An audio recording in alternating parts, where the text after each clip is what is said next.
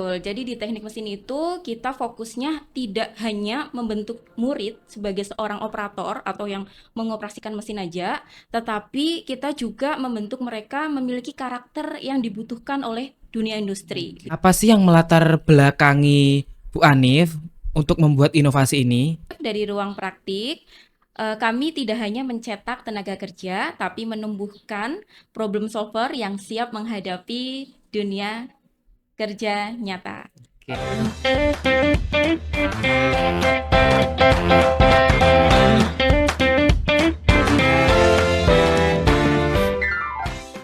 Assalamualaikum warahmatullahi wabarakatuh. Bertemu lagi di podcast Pandawan, podcast anak SMK Negeri 2 Jiwan. Di episode OSIS, obrolan seru, inspirasi siswa. Nah, pada episode kali ini kita kedatangan narasumber hebat. Beliau adalah salah satu guru dari SMK Negeri 2 Jiwan. Langsung saja kita sapa beliau. Selamat pagi Bu Anif. Selamat pagi Mas Wasis. Bagaimana Bu kabarnya hari ini? Alhamdulillah sehat. Alhamdulillah.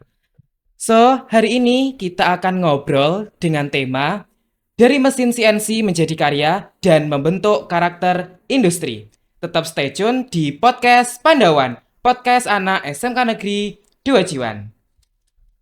Oke Bu, sebelumnya saya mengucapkan selamat ya Bu atas diraihnya prestasi yaitu karya terbaik bidang teknik mesin dan pengelasan. Terima Tepuk kasih, tangan dong. Wasis.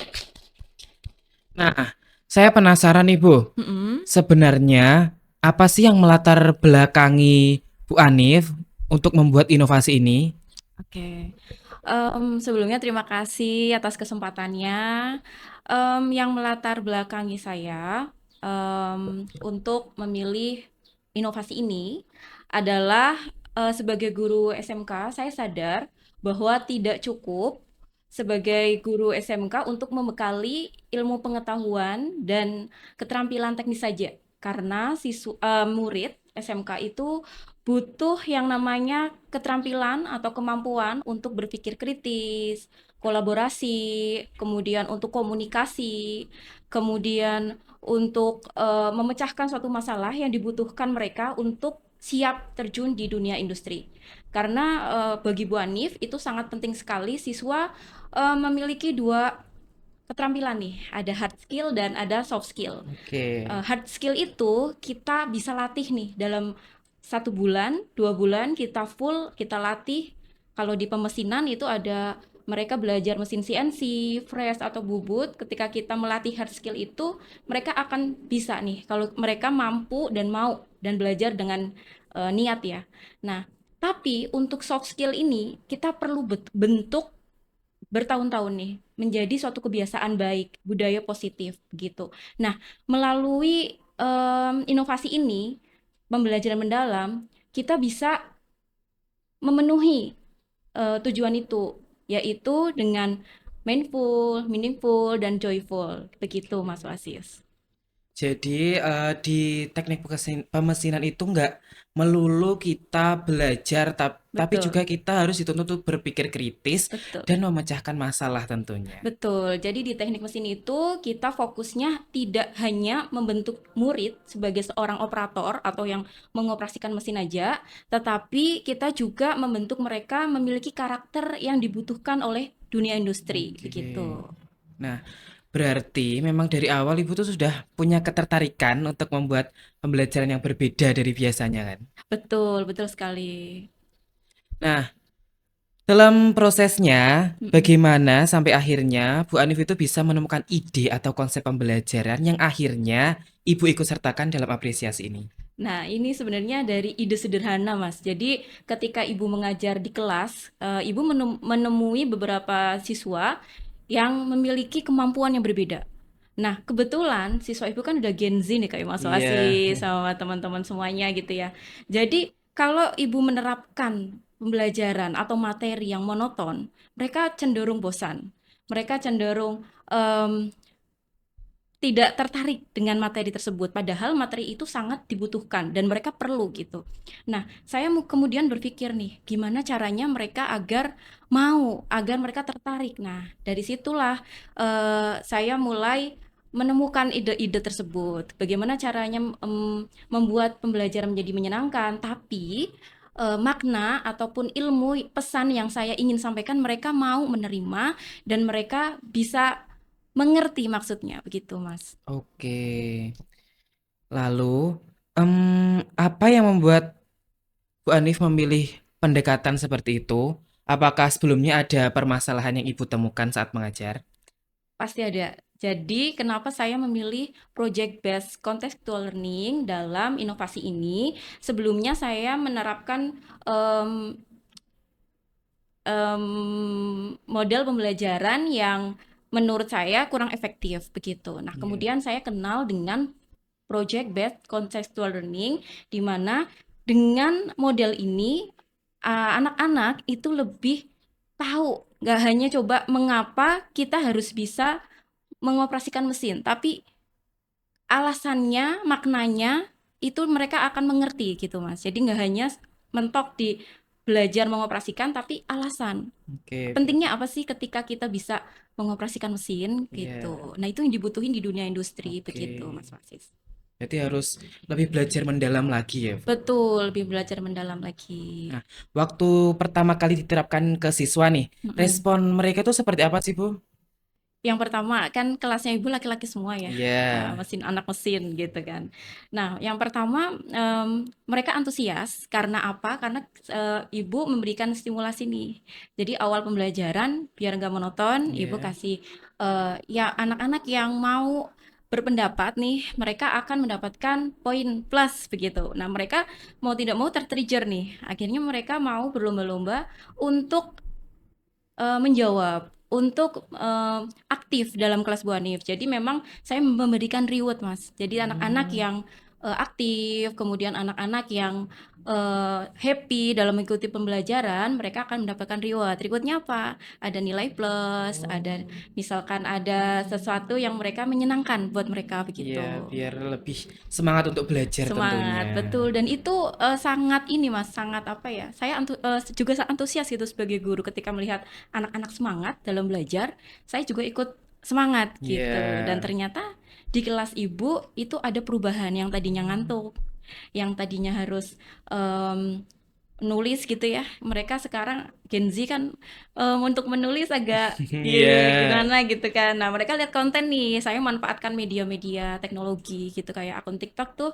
Jadi saya membuat infografis juga yang isinya materi itu Oke. gitu. Jadi mereka saya tanya mereka lebih menarik nggak cuma tulisan tapi ada grafis-grafis yang Oh, membantu mereka iya. begitu Mas Asis. Berarti setelah mengikuti pembelajaran dari Ibu itu, para siswa ada perubahan yang signifikan ya, Bu, berarti? Sejauh ini alhamdulillah ada, terutama yang saya fokuskan adalah di karakternya. Oke. Karakternya apa seperti tanggung jawab tadi, soft skill yang menurut Iya. saya sangat penting bagi bekal mereka untuk terjun di dunia industri begitu Mas Wasis. Iya. Nah, di balik hasil yang bagus, pasti ada prosesnya nih, Bu. Betul. Selama membuat dan menerapkannya, kira-kira tantangan yang paling besar selama Bu Anif ini apa yang dihadapi? Oke. Tantangannya yang pertama itu eh, kemampuan siswa Mas. Kemampuan siswa yang berbeda-beda. Satu kelas Iya. itu 36 siswa.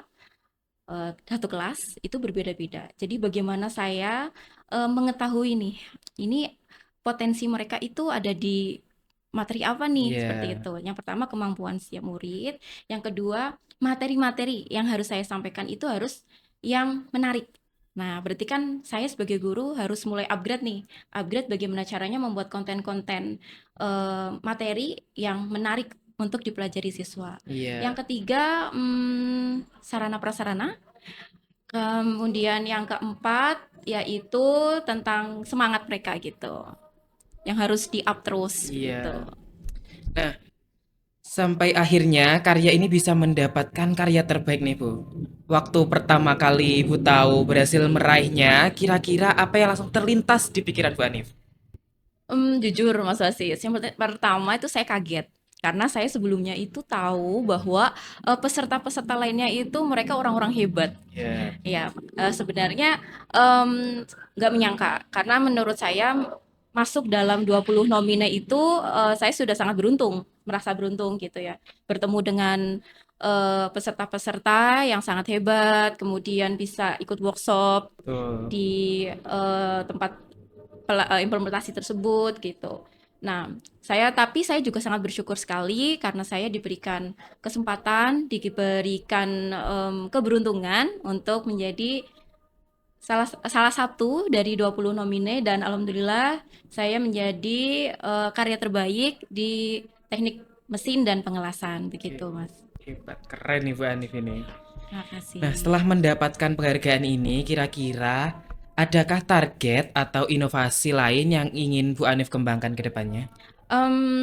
Target ada, Mas, karena saya itu senang sekali dengan CNC sebenarnya. Nah, Iya, target ada, tapi saya fokuskan adalah bagaimana karya inovasi ini bisa bermanfaat untuk murid saya dan bisa diimplementasikan. Jadi saya tidak mau karya inovasi saya ini hanya mentok di dokumentasi, mentok di selesai acara gitu, tapi pengennya itu diimplementasikan. Jadi nanti ilmu-ilmu yang saya dapat, saya pengen em, implementasikan di kelas saya begitu, Mas Asis. berarti pembelajaran ini tuh tidak melulu di meja kelas saja ya Bu, tapi harus berani mengimplementasikan di dunia nyata dan pastinya itu Betul. akan berguna di masa depan dan di dunia kerja pasti. Betul sekali. Dan itu yang salah satu prinsip saya, Mas. Jadi, kita diberi kesempatan hidup adalah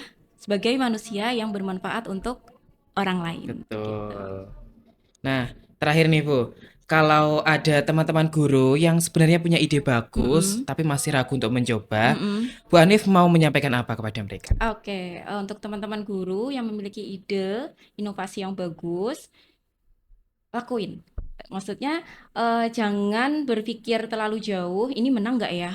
Ini kira-kira ribet nggak ya gitu. Tapi kita harus niat dulu, kita kerjakan apa yang terlintas di pikiran kita.